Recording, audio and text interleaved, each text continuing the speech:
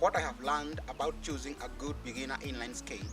I got into skating recently, and the main reason I did it is that skating is a good way to lose weight, and it's a cool outdoor activity.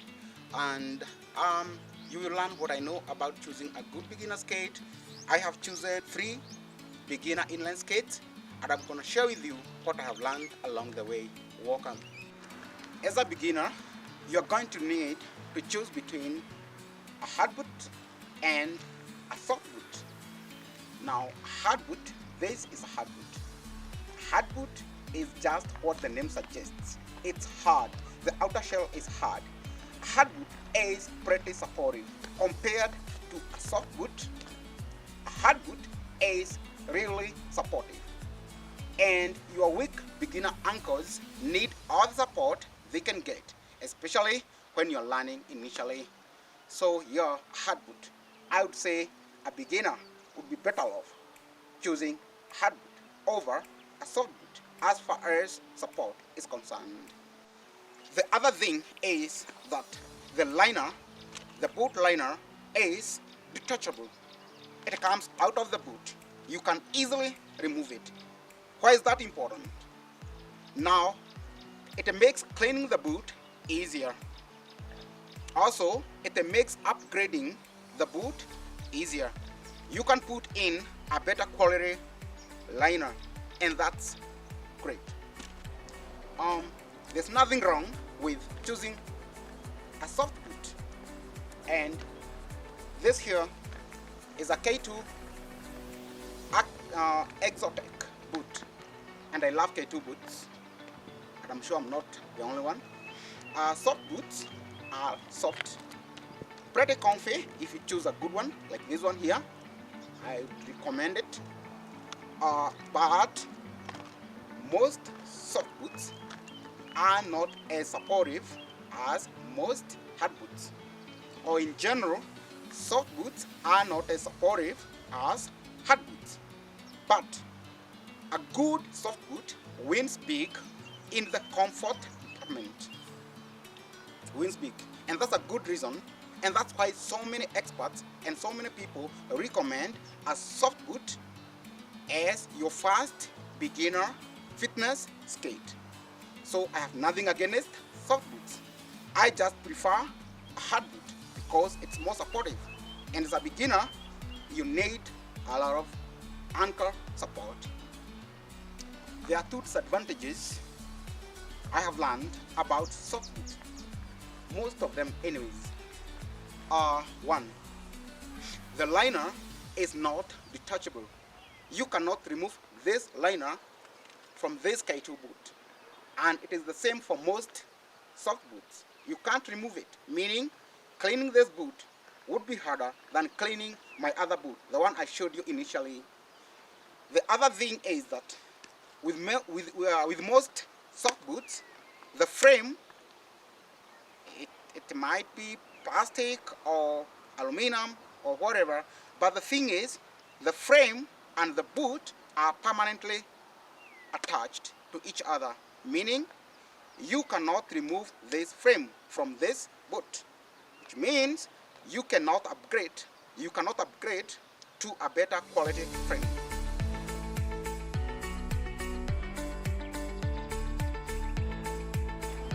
Remember this, soft boots in general tend to be pretty comfortable.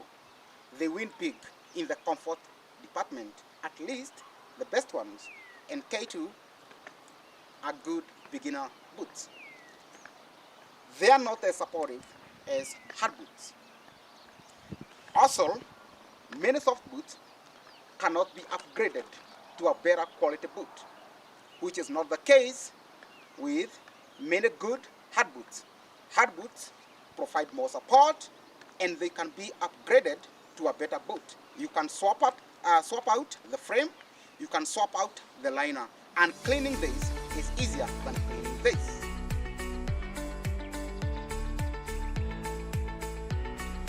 The next thing to consider is fit. How nicely, how well the boot fits. I would rather you go with a so-so quality boot that fits like a glove than a superior quality boot that doesn't fit well. Fit is super important. You don't want a boot that squeezes your toes. You don't want a boot that is too loose that your foot is floating inside. You want a boot that is pretty snug, nice and snug. You can wiggle your toes, but your foot is not slipping around inside, but it's snug enough that it's supporting your foot as you skate. So fit, it's actually the most important thing to consider when choosing your first ever boot as a beginner inline skater. If you have narrow feet, you want to look at brands such as Flying Eagle, Power Slide, or K2. I have a K2 boot here, and this one is supposed to be a US size 7.5, 8.5. I am a US size 8.5, and this one doesn't fit me. It is too narrow for me. Like I said, I have wide feet, and it squeezes my toes. It is too narrow. I probably should have ordered 2 sizes bigger. Yeah, so this too narrow. So if you have narrow feet, K2 boots, this one specifically, the K2 Exotech, that one would work for you, I suppose. However, even though I said Flying Eagle makes narrow boots, I am wearing a Flying Eagle boot, and it certainly is not a narrow boot. It is wide. I have wide feet, and it fits me like a glove. So Flying Eagle boots may be narrow, but this one is not. So Flying Eagle boots may be narrow, but this one is not. And if you have wide feet, you want to look at brands that are made for wide fitting feet. Consider FR skates, they fit wider than most. Consider RB Cruiser boots from Rollerblade, and those are known to fit wider feet better than most. But if you have extremely wide feet, you want to get a custom boot. If you have extremely narrow feet, you want to look at a custom boot. And there's one brand that is known for making custom boots. The name of the brand is Adapt. Look at a boot from that company. They may be a little bit expensive, but they are going to fit you better.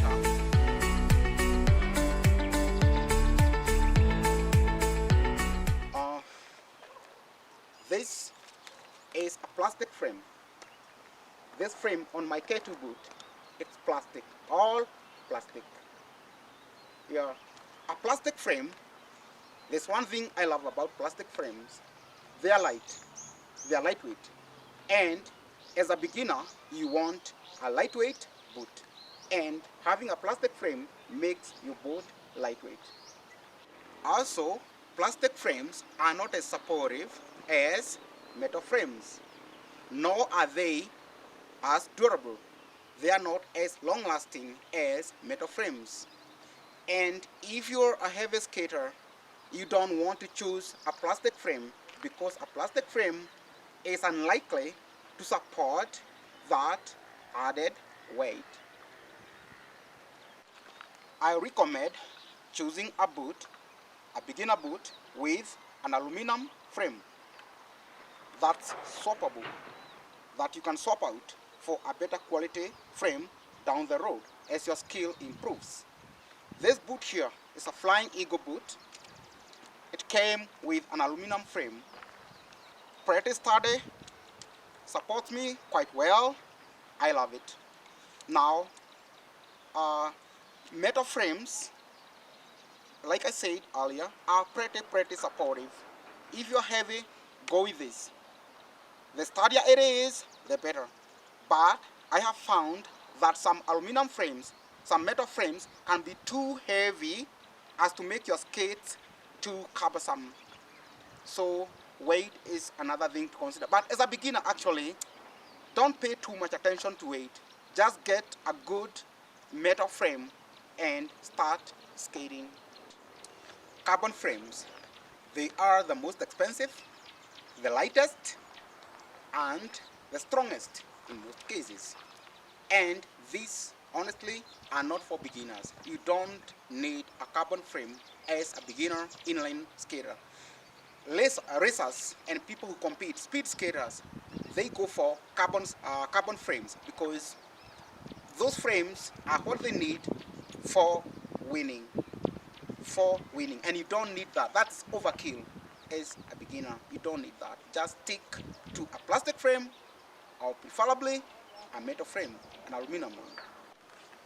Frame length. Frame length is another thing to consider when choosing your first inline skate. Uh, the standard length when it comes to inline skates is 243 millimeters, and this Flying Eagle frame is that long, 243 millimeters long. The frame on my K2 boot is longer than the frame on my Flying Eagle boot, but basically you'd be okay with this frame, a standard length frame. A longer frame means more stability. A shorter frame means more maneuverability, agility. With a shorter frame, you'll find that turning is easier than with a longer frame. As a beginner, a longer frame would be the better choice for you because stability is something that's important when you're learning to skate. With a lower profile frame, you are sitting pretty close to the ground, closer to the ground than with a greater height frame. And which means if you fall, and you're gonna fall as a beginner, even experts fall, you're gonna fall on your bum. You're gonna fall. If you fall and the frame is not too high, you're gonna travel a shorter distance to the ground, meaning that the impact won't be as big, but the difference is not something you notice. Yeah, so put on good skating gear, helmet, knee pads, elbow pads, and wrist guards. Yeah, because you're gonna fall, and yeah, the head doesn't matter that much. It matters just a little. The difference is minimal. So yeah, but the thing is, a lower profile frame is more stable, and if you fall, there's that slight difference between the size of the impact. There's one more thing. The way your weight and gait are distributed. Do you pronate or supinate? If you pronate or supinate, you need a frame that offers lateral adjustment. A frame like that allows you to make small tweaks so that you solve your pronation and your supination. Pronation is when your ankles roll inward. Supination is when your ankles roll outward. Another thing to consider is wheels. Wheel size, the number of wheels, the material the wheels are made from. Smaller wheels accelerate faster, they build up speed faster than bigger wheels. They are also more agile than bigger wheels, but they are not as fast as bigger wheels. As a beginner, I would rather that you go with 80mm wheels, 80 to 90mm wheels. Smaller wheels, they are not going to be able to roll over cracks very well. If the wheels are too big, you'll find that stability decreases substantially. So you want your sweet spot as a beginner is 80mm to 90mm when it comes to wheels. So smaller wheels are more stable, they are more agile, and they build up speed faster. Bigger wheels, they are less stable, they accelerate slower, but they travel faster. You're going to build up speed, you're going to build up a lot of speed, and unless your stopping technique is perfect, you don't want to go with wheels that are too tall. Avoid anything as a beginner that is bigger than 90mm. Wheel material. You want to stay away from plastic wheels because they are clunky and they don't roll that nicely and they are noisy. You want to go with urethane wheels, polyurethane wheels, rubber wheels. I mean, they're more grippy, and they are not as noisy, and they are just better quality. I have found that most beginner boots do not come with plastic wheels. You find those wheels on kids skates, and they're okay on kids skates, but on adult skates, you don't want plastic wheels. But you don't wanna obsess over wheels. Don't pay too much attention to wheels, because you can always upgrade to better quality wheels. If anything, most beginner boots come with stock wheels from the company. You don't get hydrogen wheels, and you don't get high quality wheels. You basically get stock wheels, and they're not so good. So ride them, wear them down, and when it comes time to replace, get a better quality wheel.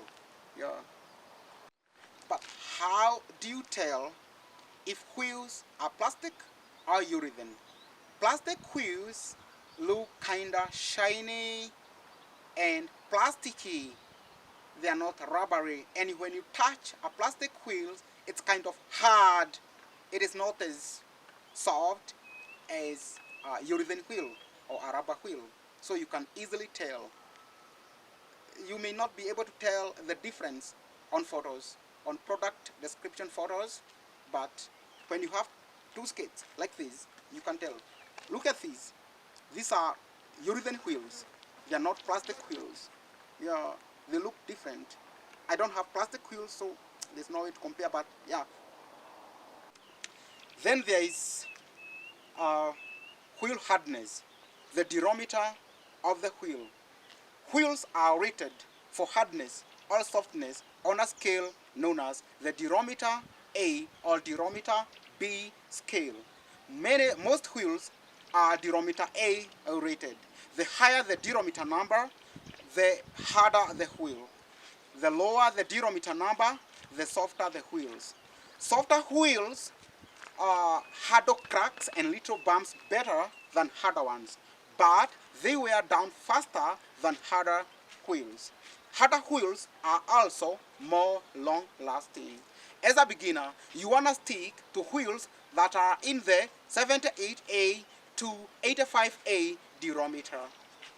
Your weight also matters. If you are a heavy guy or girl, go with a harder wheel. If you are lighter, a softer wheel would be okay.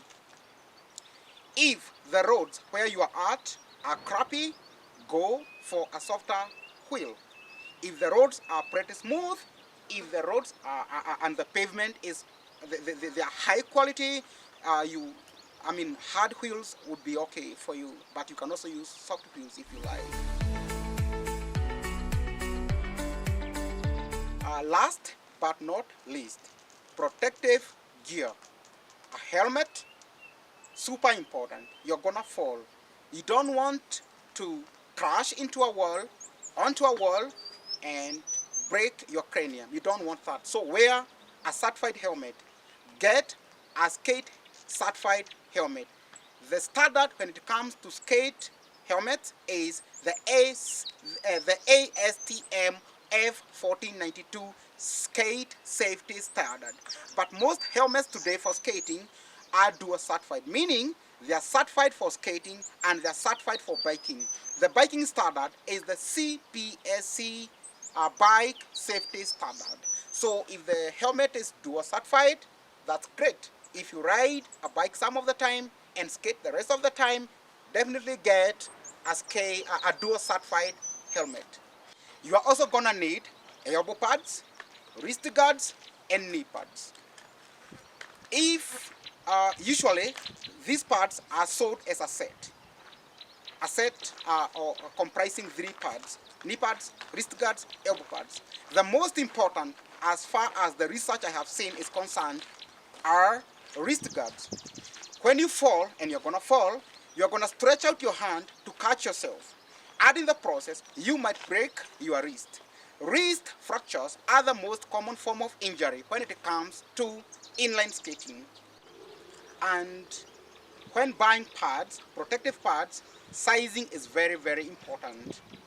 Make sure to buy pads that are well fitting. If they are going to be moving around your wrist, your elbow, your knees all the time, When you fall, they are not gonna be there for you. They are not gonna protect you. So sizing, fit is super important. If you're wondering what the best protective pads are, I recommend 888 pads.